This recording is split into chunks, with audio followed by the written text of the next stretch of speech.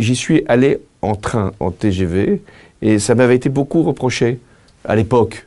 Je disais, est-ce que c'est bien du niveau du président de la République de se déplacer en train?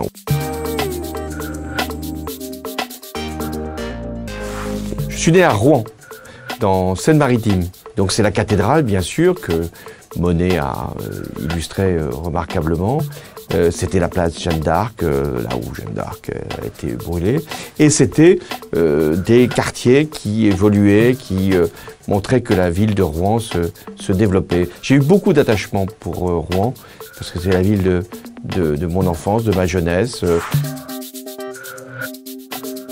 J'étais un enfant à la fois sage au plan scolaire, je travaillais plutôt bien, mais indiscipliné et quelquefois retenu, collé pour des actes d'insubordination qui restaient néanmoins extrêmement maîtrisés. On avait forcément, quand on est adolescent, l'envie de faire le mur, de sortir du pensionnat, et on s'était organisé pour y parvenir, tout en étant à un moment rattrapé par la patrouille et donc collé collectivement.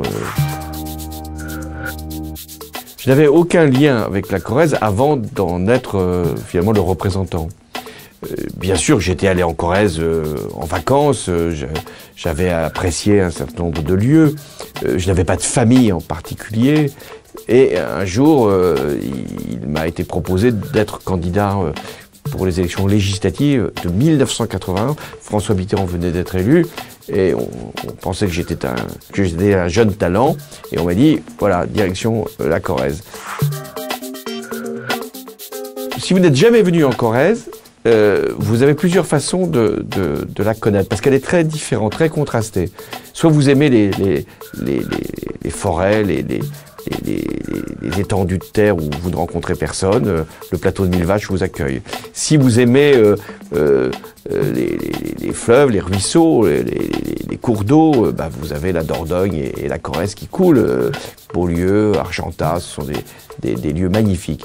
Et puis si vous aimez la bonne chair, vous avez toutes les occasions de le faire.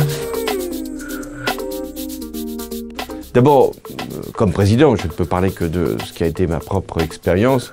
Le mot vacances est un peu hors sujet.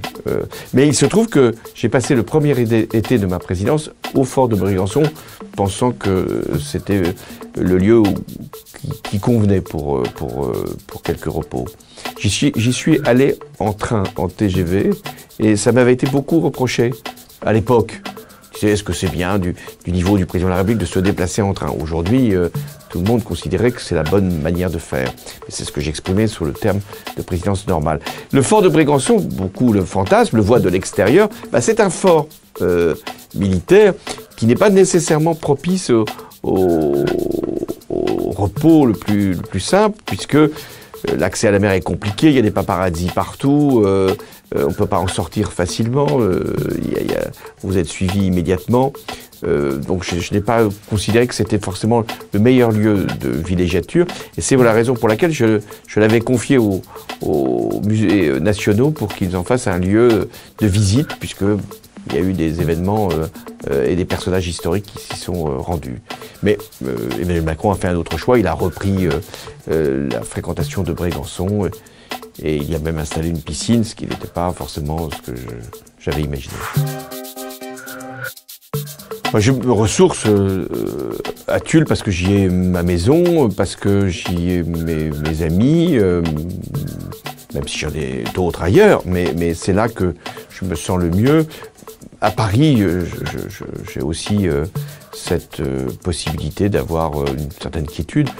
Donc j'ai pas besoin d'aller me mettre dans un refuge, dans un monastère ou dans un lieu coupé du monde. J'arrive à retrouver, j'allais dire, mon équilibre et à Paris et à Tulle.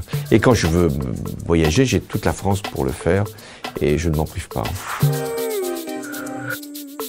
Je crois que je connais bien la France. Est-ce qu'il y a des endroits qui encore m'ont été cachés? Je ne sais pas, mais je dirais la Corse, que je connais, elle est tellement pleine de mystères encore, à tout point de vue d'ailleurs, que je ne me lasserai pas de la visiter.